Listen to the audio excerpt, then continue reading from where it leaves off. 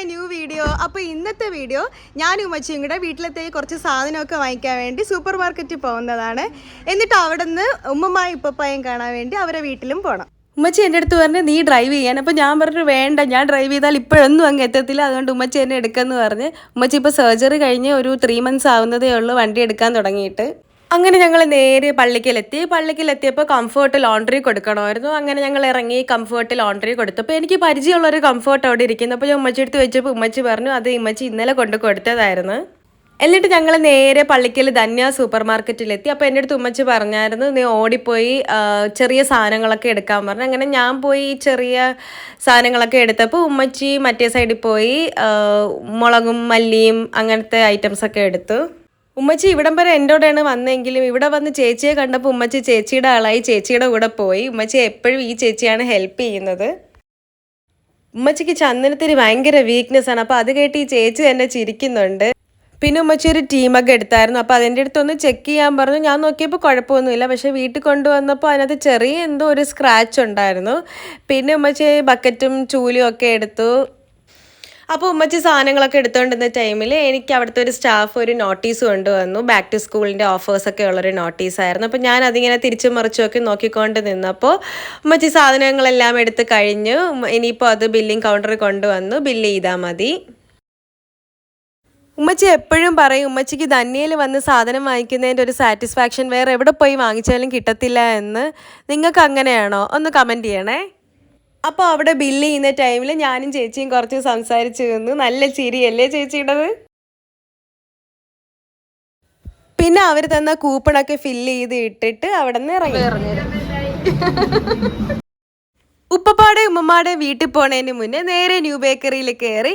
ഇവിടുത്തെ ടൈൽ ഉമ്മുമ്മാക്ക് ഭയങ്കര ഇഷ്ടമാണ്, എനിക്കും ഇഷ്ടമാണ്. അങ്ങനെ ടൈലും വാങ്ങി. റോഡ് സൈഡിൽ ഇവർ മാങ്ങ ഇടുന്നത് കണ്ട് അങ്ങനെ അവിടെ ഇറങ്ങി.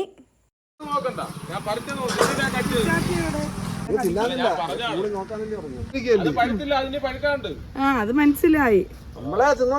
അത് ശരി, ഇത് ഞങ്ങള് തിന്നട്ടാ.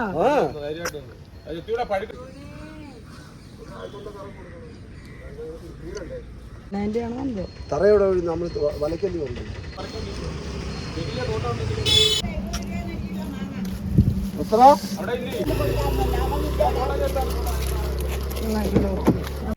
അങ്ങനെ മാങ്ങയൊക്കെ വാങ്ങി നമ്മളെ നാടിൻ്റെ ഭംഗിയൊക്കെ ആസ്വദിച്ചിരിക്കുകയാണ്. ഇപ്പോൾ വീടെത്തും.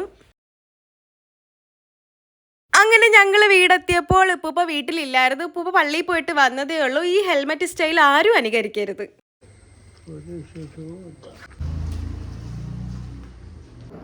അറിയണ്ടേ ഇതൊക്കെ എന്തരാണ്. അപ്പൊ നീ വീഡിയോയുടെ കാര്യം നേരത്തെ പറഞ്ഞ് എടുത്തായിപ്പാ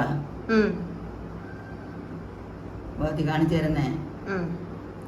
ഇപ്പൊ അങ്ങനെ അതിൻ്റെ ഇടയിൽ ഇപ്പൊ എന്നെ ഞാൻ എന്തെന്ന് ചെയ്യണം? സ്വസ്ഥ സമാധാനമായിട്ട് ഒരു ചിരി അങ്ങ് ചിരിച്ചേര്. ലാസ്റ്റ് വീക്ക് വീട് ഡീപ്പ് ക്ലീൻ ചെയ്യിപ്പിച്ചായിരുന്നു. അതിനുശേഷം ഞാൻ ഇന്നാണ് വരുന്നത്. വീട് കംപ്ലീറ്റ് നല്ല ക്ലീൻ ആയിട്ടുണ്ട്. അങ്ങനെ വീട് ക്ലീൻ ചെയ്തത് നോക്കി ഞാൻ നേരെ ടെറസിലെത്തി. അപ്പോൾ ഞാൻ നിങ്ങളെ ഒരു കാര്യം കാണിച്ചു തരാവേ. ദേ എൻ്റെ ബാക്കിൽ അവിടെ കാണുന്ന അതാണ് ഈരാറ്റിൽ ഹിൽ സ്റ്റേഷൻ. ഞാൻ സൂം ചെയ്ത് കാണിച്ചു തരാവേ.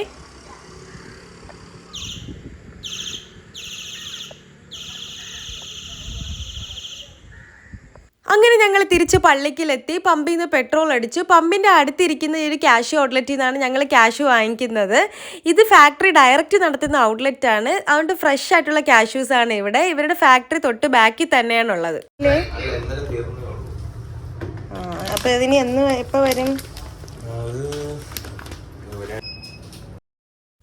അപ്പോൾ ഇത്രയേ ഉള്ളൂ ഇന്നത്തെ മിനി വ്ളോഗ്. അപ്പോൾ കാണാം. Thank you, by.